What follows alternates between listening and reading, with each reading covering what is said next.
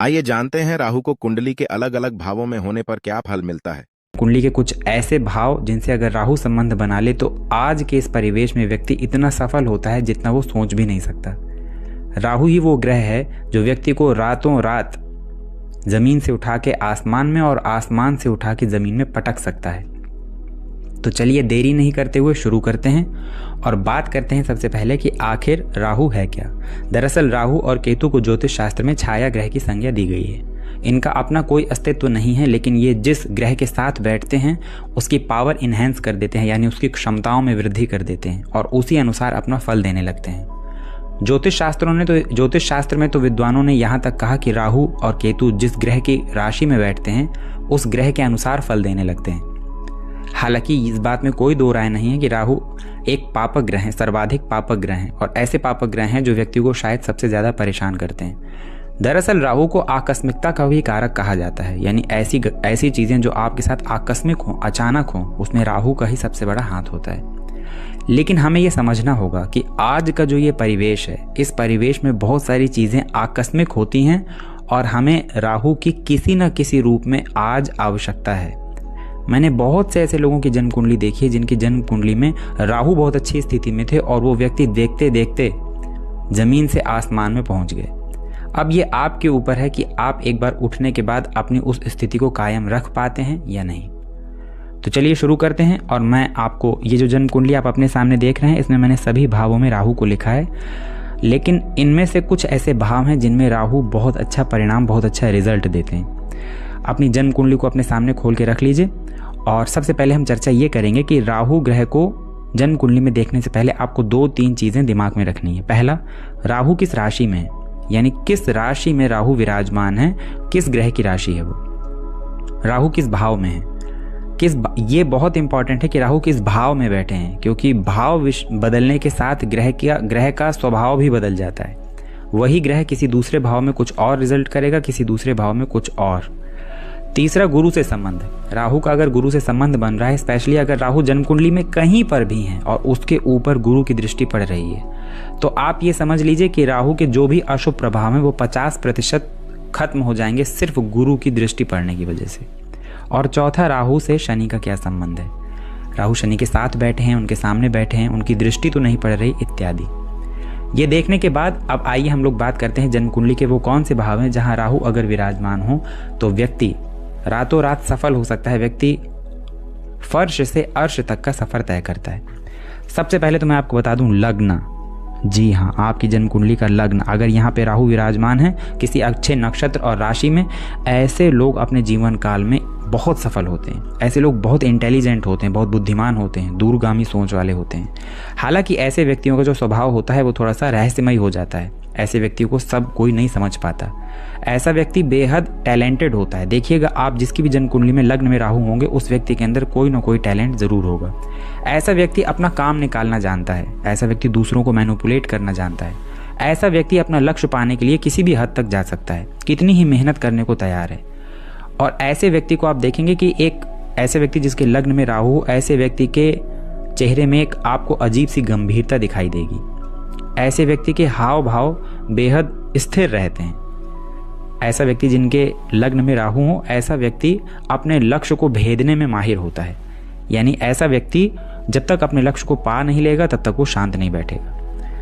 अब लग्न में कौन सी राशि बनी हुई है, वो जो 4 बिंदु हम लोगों ने अभी चर्चा की, इनको भी आपको दिमाग में रखने चलना है। लेकिन अगर आपके लग्न में राहु है तो आप एक चीज समझ लीजिए कि आप बहुत इंटेलिजेंट हैं, आपका दिमाग बहुत तेज चलता है, आप चीज़ों को जल्दी सीख लेते हैं, आप दूरगामी सोच के आप बहुत अच्छी प्लानिंग करते हैं, किसी भी काम को करने के पहले बहुत अच्छी योजना बनाते हैं। तो आप निश्चय ही अगर सही इस्तेमाल करें अपनी क्वालिटीज़ का तो आप अपने लक्ष्य को पा सकते हैं।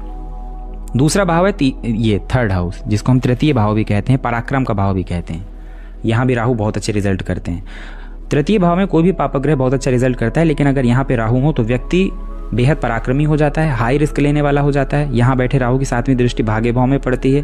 अब अगर लग्न आपका राहु के जो लग्न है वो आपका राहु के लिए कारक है, यानी राहु आपके लग्न में कारक होते हैं, तो भाग्य को भी बहुत ज़्यादा नुकसान नहीं पहुंचाते। ऐसा व्यक्ति पराक्रम भाव में जिनके राहु होता है, ऐसे व्यक्ति बिजनेस में बहुत आगे पहुंचते हैं। ऐसे व्यक्ति किसी भी काम को करने से पहले उसके पूरी प्लानिंग कर लेते हैं, पूरा एस्टिमेट बना लेते हैं। थर्ड हाउस में अगर यानी तृतीय भाव में राहु हो तो ऐसे व्यक्ति को आप देखेंगे कि उनको अगर कोई काम दिया जाए तो वो रात दिन एक कर देते हैं। उन्हें खाने पीने का होश नहीं होगा, लेकिन वो जब तक अपना लक्ष्य नहीं प्राप्त कर लेते तब तक वो शांत नहीं बैठते। ऐसे लोग मैनेजमेंट के क्षेत्र में भी आगे होते हैं और ऐसे लोग बिजनेस के क्षेत्र में भी आगे होते हैं। यानी जॉब भी करेंगे तो बहुत अच्छे लेवल तक पहुंचेंगे और बिजनेस भी करेंगे तो बहुत अच्छे लेवल तक पहुंचेंगे। थर्ड हाउस में अगर राहु हो तो ऐसा व्यक्ति शॉर्टकट अपनाता है, उसे शॉर्टकट अपनाना अच्छा लगता है और वो शॉर्टकट जो अपनाता है उस शॉर्टकट से वो अपना लक्ष्य भी प्राप्त कर लेता है। यानी ऐसा नहीं है कि उसने अगर शॉर्टकट अपनाए तो वो अपने लक्ष्य तक नहीं पहुंच पाएगा। तीसरा भाव है छठा भाव, जिसे सिक्स्थ हाउस कहते हैं। यहाँ से रोगों का विचार किया जाता है, बीमारियों का, आपके दुश्मनों का विचार किया जाता है, यहाँ से ऋण का विचार किया जाता है। अब ये समझ लीजिए कि छठवें भाव में अगर राहु है, ऐसा व्यक्ति प्रबल शत्रुहंता होगा, अपने दुश्मनों के ऊपर हावी रहेगा। ऐसा व्यक्ति अपने दुश्मनों को तहस नहस करना जानता है। ऐसे व्यक्ति से जल्दी कोई दुश्मनी नहीं करेगा और अगर किसी ने की तो वो बचेगा नहीं। छठवें भाव का जो राहु होता है, ऐसे व्यक्तियों को जल्दी कोई बीमारी नहीं होगी। ऐसे देखेंगे इनकी रोग प्रतिरोधक क्षमता बहुत अच्छी होती है। छठवें भाव का जो राहु होता है, ऐसे व्यक्ति बहुत सूक्ष्म दृष्टि वाले होंगे, यानी ऐसे व्यक्ति छोटी छोटी चीज़ों को नोटिस कर लेंगे। छठवें भाव में अगर राहु हो तो व्यक्ति कंपटीशन में बहुत जल्दी सफल होता है। हालांकि ऐसा व्यक्ति कंपटीशन मानता भी बहुत है, बहुत जल्दी प्रतिस्पर्धा मान लेता है किसी दूसरे से, लेकिन कंपटीशन में ये राहु बहुत अच्छा रिजल्ट करते हैं, व्यक्ति को सफलता जरूर देते हैं। अब अगर मैं कुछ बात करूं तो अष्टम और नवम भाव में भी बात करने के लिए मेरे पास पॉइंट है, लेकिन आज हम लोग अष्टम और नवम भाव के बारे में बात नहीं करेंगे।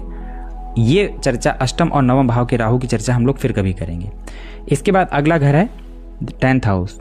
10th हाउस में राहु हो, ऐसा व्यक्ति राजनीति में बेहद सफल होता है, अपने कार्य क्षेत्र में बहुत सफल होता है। बड़े बड़े बिल्डर जो होते हैं, बहुत बड़े बड़े जो नेता होते हैं, उनकी कुंडली में आप देखेंगे तो आपको राहु 10th हाउस में आसानी से दिखाई दे जाएंगे। ऐसा व्यक्ति जनता से जुड़ना, जनता को प्रभावित करना बहुत अच्छे से जानता है। 10th हाउस में राहु हो तो ऐसा व्यक्ति प्राइवेट सेक्टर में भी बहुत आगे जाता है और अगर ऐसा व्यक्ति जनता से जुड़ा हुआ कोई समाज सेवा से जुड़ा हुआ कोई काम चुनता है, राजनीति चुनता है, बिजनेस चुनता है, उसमें भी बहुत ऊंचे लेवल तक पहुंचता है। खास तौर पे राजनीति, अगर आप राजनीति के क्षेत्र में जाना चाहते हैं और कहीं आपके जन्म कुंडली के दशम भाव में राहु हैं और वो आपके लग्न में कारक हैं, अच्छी स्थिति में हैं, तो आप बिल्कुल राजनीति में जा सकते हैं और राजनीति में आप ये समझिए कि आप बहुत अच्छे लेवल तक पहुंचेंगे। गारंटी है कि आप बहुत अच्छे लेवल तक पहुंचेंगे। बस राहु पीड़ित नहीं होने चाहिए, आपके लग्न में कारक हो, पीड़ित ना हो। यानी 4 बिंदु, किस राशि में, किस भाव में, गुरु से क्या संबंध है, शनि से क्या संबंध। गुरु की दृष्टि पड़ जाए तो और बहुत बढ़िया, सोने में सुहागा। लेकिन 10th हाउस का राहु आप एक साइड से देखिएगा, लगभग सभी विद्वानों ने 10th हाउस के राहु की बहुत तारीफ की है। ऐसे लोग बहुत प्रभावशाली नेचर के हो जाते हैं। ऐसे लोगों से मिलने के बाद जल्दी लोग उनको भूल नहीं पाते। अगला भाव है 11th हाउस। आय भाव में राहु होंगे तो एक कमी तो इंसान के अंदर होती है कि वो आय को, मतलब ऊपरी कमाई भी लेने को वो तैयार हो जाता है। वो ऐसी कमाई भी ले लेता है जो उसने परिश्रम से ना अर्जित की हो, लेकिन ऐसा व्यक्ति टेक्निकल माइंड हो जाता है। ऐसा व्यक्ति जानता है पैसा कैसे बनाना है, ऐसा व्यक्ति जानता है धन कैसे कमाना है, धन के पीछे पागल रहता है वो, लेकिन ऐसा व्यक्ति अच्छा खासा इनकम कमा लेता है। ऐसा व्यक्ति मल्टीपल इनकम के सोर्स रखता है, यानी एक से ज़्यादा अपने आय के साधन रखता है। ऐसा राहु जो 11th हाउस में हो, व्यक्ति का दिमाग बहुत तेज होगा, मैथमेटिक्स, साइंस, इन सब चीज़ों को आसानी से वो समझ लेगा। राहु अगर शुभ प्रभाव में है तो पराक्रमी होगा, ऐसे व्यक्ति के अंदर मेहनत करने का, टैलेंटेड बहुत होगा, मेहनत करने की बहुत अच्छी उसके अंदर कैपेबिलिटी होगी, मेहनत करने से कभी कतराएगा नहीं। तो इन भावों में अगर राहु है आपकी जन्म कुंडली में तो निसंदेह आपको बहुत अच्छे रिजल्ट मिलेंगे। बस आप ये देखिए राहु किस राशि में है, किस भाव में है, गुरु से क्या संबंध है, शनि से क्या संबंध है। आपकी जन्म कुंडली में राहु कहाँ पर है, कमेंट सेक्शन में कमेंट करके जरूर बताइएगा। किस नक्षत्र में है, किस राशि में है, कमेंट सेक्शन में कमेंट करके जरूर बताइएगा। वीडियो अगर अच्छा लगा हो तो लाइक करिएगा, शेयर करिएगा, सब्सक्राइब करिएगा। धन्यवाद।